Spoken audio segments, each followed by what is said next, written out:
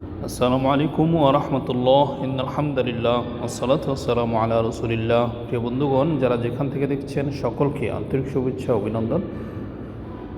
প্রিয় বন্ধুগণ, আল্লাহ রাসূল সাল্লাল্লাহু আলাইহি সাল্লাম এর হাদিস ইন্নামাল আমালু বিন্নিয়াত, আপনাদের সাথে একটা ভালো নিয়তের কথা শেয়ার করব যে প্রত্যেকটা মুমিন রাত্রে শোয়ার সময় যদি নিয়ত করে যে আমি ফজরে উঠব, আমি ফজরের নামাজ আদায় করব, তাহলে আল্লাহ তাআলা তাকে অবশ্যই জাগিয়ে দিবেন।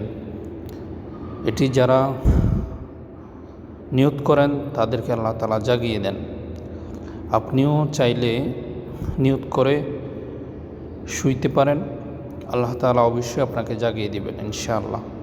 প্রতিদিন আল্লাহ তাআলা, আমি নিজের অভিজ্ঞতা শেয়ার করব আপনাদের সাথে, প্রতিদিন এভাবে তাহাজ্জুদ পড়ার জন্য নিয়ত করে শুই, তো আল্লাহ তাআলা ওই সময়ে কিন্তু জাগিয়ে দেন। যত দেরি করে শুই না কেন, যদি নিয়ত থাকে আল্লাহ তাআলা অবশ্যই জাগিয়ে দিবেন।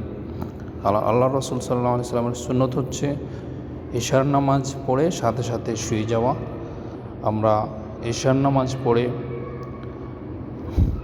সাথে সাথে শুয়ে যাওয়ার চেষ্টা করব, মাগরিবের পরে খানা খেয়ে নেওয়ার চেষ্টা করব। এটি হচ্ছে সুন্নত। আল্লাহ রাসূল সাল্লাল্লাহু আলাইহি সাল্লামের সুন্নত মোতাবেক আমাদের জীবন পরিচালনা করার তৌফিক দান করুক আল্লাহ তাআলা আমাদেরকে।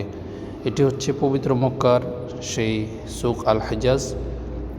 আপনারা যারা চিনেন, এই সুক আল হিজাজ একটি হাজিদের নামের সাথে মিলিয়ে সুক আল হিজাজ রাখা হয়েছে। আল্লাহ আমাদেরকে পবিত্র মক্কা আসার তৌফিক